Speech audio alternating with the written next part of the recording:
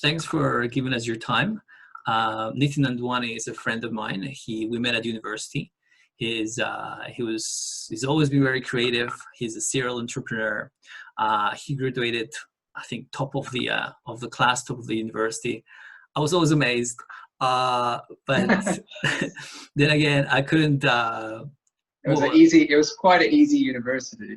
Look, it not wasn't. Oxford It or wasn't easy. Cambridge It for wasn't us. easy for me. So don't you. I kept telling you it was Sorry. easy because I was always shocked. You were always first. But anyway, Nathan, tell me a little bit about. So what are you Thank you, doing Joseph. nowadays? I got a couple of businesses. So I got my family business, which brings in the cash and allows me to pay my bills. And on the side, I got another business where I get to create new products, and I'm creating a brand name of my own with my brother in US. And yeah. Where are you based at the moment? I'm in Hong Kong. Why are you in Hong Kong? So in 2009, I saw Dragon's Den. Me and my best friend at the time, Rohit. You remember Rohit? How could I not? Yes. And then we were watching Dragon's Den because Rohit is a crazy entrepreneur, even more than me, way more. And he was like always talking about ideas. We saw this Clever Bins. It was a Clever Bins. This guy pitched it on Dragon's Den. My buddy, my flatmate and bestie, he was like, dude, I'm gonna do this idea. I'm doing it. I'm gonna do it in Singapore. I'm gonna start this in Singapore. I'm going all out. I'm gonna contact them. I'm gonna get a license from them, and I'm gonna nail it in Singapore. And mind you, this Clever Bins guy on Dragon's Den was not successful in securing any finance from any of the dragons. He didn't get even not even one of them. So he was kicked out of the room. But people see that. People see him. He gets publicity. So failures can lead to successes. And it doesn't mean that you fail in one room, you don't fail in all the rooms. So hold on, did Rohit actually went to Singapore to do it? Yeah, he moved. We lived together 3 years. I know him well, buddy. Yes, of course. No, man, if he says it, he's gonna do it. He's one of those kind of guys. That's why he's so inspiring. He's just like, if he says he's gonna do it, he's doing it. He ain't just talking. And that was it, man. I was like, I'm losing my bestie, and I need to go back to Hong Kong and see my parents. My parents are getting older, so I was like, you know what? I'm shooting back to Hong Kong. I'm gonna do the same idea as Rohit.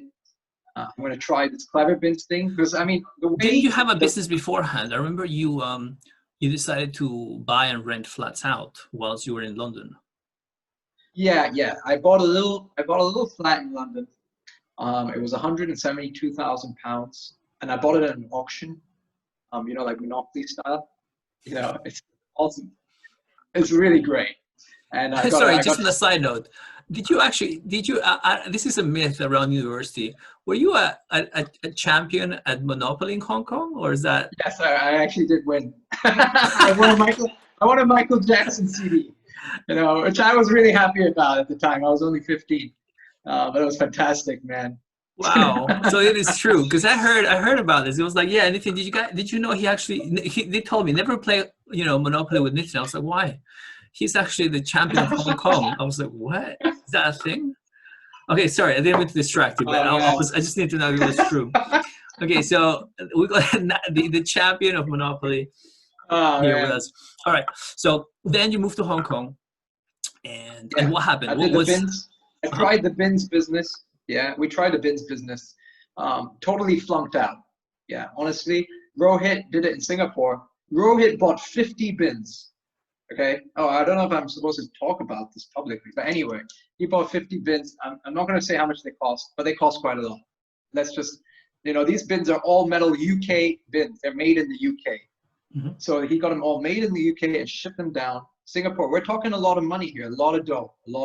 I only made one bin because I was kind of watching Rohit, which is like kind of like second mover. We call it a second mover.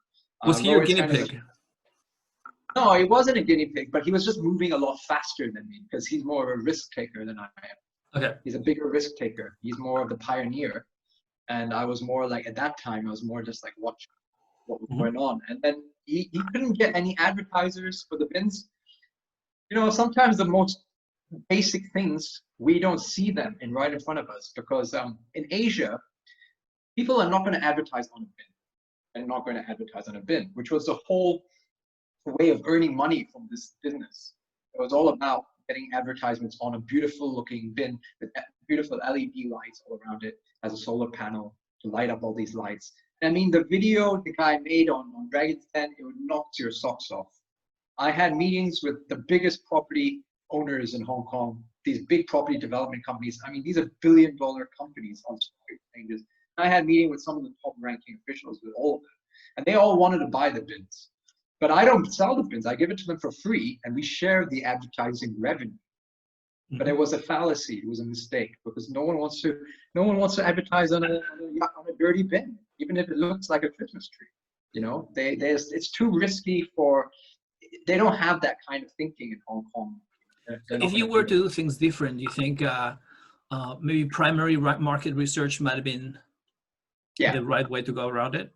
Oh, definitely. Yeah. I mean, with a lot of entrepreneurs, we kind of just jump right in, and we don't think too much about doing, the research side of it. You know, I mean, I was just kind of like, winging it, to be honest. You know, I saw my best friend doing it. I was like, yeah, man, he was so confident about it that he just sold it to you. He wasn't trying to sell it to me. I just copied it, you know, and I tried it in Hong Kong, and it didn't work out for either of us. But Rohit's gone on, you know, he's made a lot of money in other places. Kind of a guy that will just, this doesn't work out. Okay, next business. What are we doing next? So you're talking about people that inspire you. And because I always see that, you know, when we were at university, we tried all these different projects, you know, like a projector, and you got this equipment from Hong Kong to make a projector. From eBay, DIY projector with a magnifying glass and a cardboard box. You know, like I would never. I think very few people come up with those sort of things. What inspires you, or what, you know, in your opinion, who do you think is an inspiring business leader, or a leader that inspires you? Who would be someone? Well, the first one that comes to mind is Richard Branson, because, you know, he's just got that really cool look, and, you know, I don't think he does it for the money, and I think he does it for passion. And I find that more inspiring, because it's more to do with his heart rather than his mind. And I think happiness comes from your heart. So if you want to be happy in life, you know, you should follow these kind of guys, you know, the ones who look like they're doing things for the right reasons, rather than just for something that's going to just come and go. Money is just going to come and go, come and go. It's not going to last. But happiness, good memories, great products, you know, you're going to remember that. You're going to remember the process of doing something you really enjoy passionately. That's going to create a beautiful life for you. So that's why I like Richard Branson, because he just looks like he's doing it for fun. Yeah, no, that's you know, that's I think that's a good way to. It's an interesting way to see things, because when I ask a question in class, I usually get the answer, "Oh, profit, profit." You know, the only reason I want to start a business is profit, profit. And I think, you know, when you look around and you look at the statistics, 90% of new businesses fail, but 90% of them is one of the main objectives is just profit. Yeah, I mean, maybe there's a relationship there. It's a standard, right? I mean, this is the big fallacy of business, is that people just looking very short term. You know, they want to make money tomorrow or day after tomorrow, rather than they're not looking to serve people as much. They're looking to serve themselves. Where if you want to do well in business, if you serve your customers really well, you make really great products for them. Maybe you're not making that much profit, especially in the beginning. You know, you're working more about quality, service, and passion, and so your focus isn't on the profit. You know, and the Japanese have been doing this for, you know, 30 years, 40 years. Toyota, Honda, all these big names, Casio, you know, all these huge companies, and they're not a very big country. They're actually small. They're killing it worldwide. They're like one of the second, third strongest economy, traditionally speaking, the last like 10 or 20 years for a population of their size. They're like way ahead of everyone, way ahead. So we can learn a lot from that long-term thinking, man. If we thinking, I mean, Rome was not built in a day, right? Rome was not built in a day. But imagine if builders all had this theory that they could build Rome in a day. What kind of Rome would they build with that kind of thinking? And wouldn't it just fall apart in a day, a couple of days? You know, I mean, remember that raft you and me built, Joseph? I do, yes, I do remember that raft. No, and that business is just like that raft, man. We didn't get it right the first time, and we went right down into that river. A couple of times. We sunk, man, but we didn't give up, right? We're gonna do it again and do it again and do it again. And what was the name of our raft? We baptized it. The name of our raft was Reckless. Reckless 1, 2, 3. I think the fourth was the only one that managed to float, which we just sort of took along the Wandle, the canal close to Tooting. Anyway, let me ask you the next question. So tell me a little bit more about what businesses are you in at the moment? What markets do they operate in, and the level of competition there is in those markets? Okay, well, I'm in the watch market. That's my family business. It's been going for like 30, 40, 38 years or something. My dad had it, and then I took it over.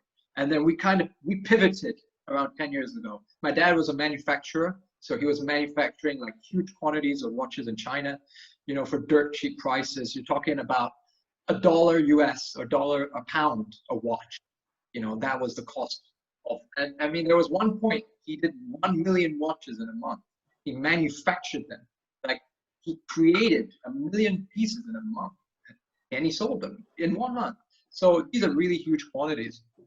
But after Alibaba came in, man, they wiped us out, because Alibaba connected suppliers, the factories, the watch factories, directly to the buyers all around the world. Boy. And so basically Alibaba took all our profit, and gave it right to those suppliers directly. We were a middleman, and so, we had to pivot, and then we started trading, buying and selling Casio, G-Shock, UNQ, Citizen, Seiko, all these big brand names, usually Japanese brands. And yeah, they're good. They don't go wrong. So we don't have any problems doing this. Is there a difference? Is there a benefit of being in Hong Kong instead of being in China? There is a benefit. Hong Kong is a free trading port. That means when we import and we export, we have no customs taxes. We have no VAT. We have no sales tax. We have no import tax. In the UK, you're going to have import tax on almost everything you import. And then, whichever other country you have that you're selling to, they're going to have a tax. But in Hong Kong, we don't have any of that, man. We don't have any of it. And it's just like free trading. I can buy it. I can sell it. I don't have to add in all this government tax. And that makes it so much easier. It's all profit then, right? Like, yeah, of course. We're more competitive because of that. We can be more competitive. And and you would say, is the watch trade the cash cow of your operations? What other businesses have you started or gone through? Which ones haven't been successful? Which ones have? So yeah, I did. I was working in design supply with you for a period as well, right? You came in for a few months before you became an awesome. And well, I was there for 4 or 5 years, and I was doing sales every day, and I was really enjoying it because we had a small team of 4 or 5 people, but I was #1 for about 3 or 4 years running, and I enjoyed that position and also the commissions. I was doing well for myself. I was on about 3,500 pounds or 3,500 pounds before tax. Tax man take a whole 1,000 pounds off. But at the age of like 23, that was pretty good for me. I would never expected to earn that much. And after doing that, I decided, you know what? I'm fed up with my boss. He was kind of getting on my nerves because he promoted a driver to a sales manager position in a year, even though I'd been working there 4.5 years and I was #1. and he just promoted this driver because the guy was smoking cigarettes with my boss every day, cigarette breaks, and they became best friends. And so he just promoted him right over the whole sales team head.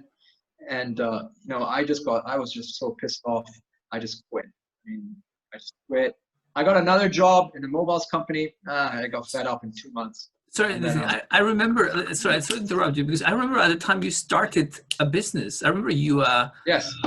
You started. I left that. Tell me about this. I started the printers. I did the Harper's. I opened a company called Harper's Printers in competition with my old boss. Because you had a really good website. I remember looking at a website when you showed it to me, and that was fantastic. Tell me a little bit about that. So the website was created by my flatmate at the time. She was a beautiful German girl, and she created a beautiful website. She was an artist and studying at St. Martin's, one of the best artist schools in UK. And so you know what? The resources are all around us. I just asked my flatmate, can you create me a website? And she just did it. It was not easy. It was not easy. They have artists have their own ideas. You have your own business objectives, and sometimes those things they clash because they have a certain look, but you want to meet a certain function. So our customers an advantage. So there's a lot of clashes, and but in the end, it looked really good. I was very happy. But I closed that business after a year. And the reason was that I realized that, honestly, I had to go big or go home. It really boiled down to that because I was not making as much profit as I really wanted to do. That business was really I was just doing it for profits, really, to a degree, because it was what I knew. It was what I was selling. For 4 years, I knew all the clients. I stole like 3 or 4 clients, not that many. And then, but after a year, the profits were okay, not bad. Would you say that it was, because this is an interesting area that you touched. You said that, were the clients buying you or were they buying the product, you would say? No, they were totally buying me. Like in sales, you're selling yourself. You're not selling a product. You're selling yourself to some degree. Like I would say a lot of the time, they're buying you first and then they're enjoying your product after. Okay. But they buy because they trust you. If they don't trust you, they're going to buy from the next guy, like Tom, Dick, or Harry. Why are they going to buy it from you? So instead of being price competitive, you kind of put that to the side, and it was about you and your relationship with the client that was able to build that relationship with the customers and maintain it. Absolutely, man. I was like making tons of profits, man, like in design supply when we were working. I was doing 20,000 pounds of profit every month for the company. Wow, just pure profit after costs. Gross profit. Like 20,000, that was my target. Just you, just yourself. Me, just me, 18,000, not 20,000, 18,000. But every month, like 18,000 pounds, dude. And if you don't hit your target, they don't pay you commissions. Yeah, I remember that. Of course. I was working like a horse. That's why I never got any commissions. I mean, sometimes I had like 3 phone calls at the same time, and I would answer all 3 of them because I didn't want to lose the sale. I mean, if you lose the call, if you miss the call, the next sales guy is going to get it. So I'd put them on hold. Hold on a second and write down the name, number. I'll call you back 1 second. And you've got to do what you got to do. You don't want to miss your targets no matter what, especially if your commissions are linked. What item gave you the most profit margin? What item? Yeah. Paper and inks, right? Not printers. Really? That's where the money is, man. When they sell you an HP, right? They're not making money on the printer. They're making money when you come back to them and buy the inks and paper. Where they make the money. I can see that, because they just run out so quickly. You gotta keep on buying. You have to keep buying. Ink. How many printers are you gonna buy? But how much paper and ink do you? Like every month, 3, 4. Think about architects, man. Think about engineers. Think about these big architectural companies. They're printing like huge paper, making stacks and stacks and stacks of these because they keep making loads of mistakes. Wow. So let me. I'm just a bit conscious of moving on to the next question. What if you were to think of 3 factors, conditions that affect the demand for your products, the ones that you are selling at the moment, what will those be? Okay, so right now I'm selling a lot of Casio, like wholesale quantities. And I mean, it's really supply and demand. You know, it's a lot of supply and demand. So if you know yeah, they're right there. There you go. It's all about the supply and demand. And you only know about the supply and demand after you're really in a business for a while. You know, you learn it over time, because you get to know the models, you get to know your customers, you know what their demands are. And then, you know, you can find the gaps in the market where you have opportunities. Right. So right now there is not enough supply. So, you know, you can increase your prices, but there's just not enough supply and there's too much demand. So then that's when you know you should increase your prices. But we have 1,200 Casio models. There's a lot of models. You need to know each and every model, which one is hot, which one is cold. That's how you're going to know which one you can increase the prices and which one you can't. How are you going to learn that? 1,200 models? It's crazy. You can only learn that with experience, and you can only do that if you're in for the long haul. And last question to wrap up, Nitin. Yeah.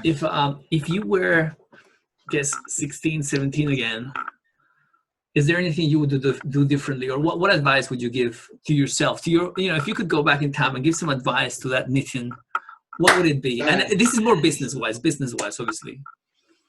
You know what? It's a very philosophical question, because I wouldn't change a thing, Joseph, because otherwise you and me wouldn't have hung out that much, brother. And true, we had a good, you know, great and I times. wouldn't be here giving you this conversation.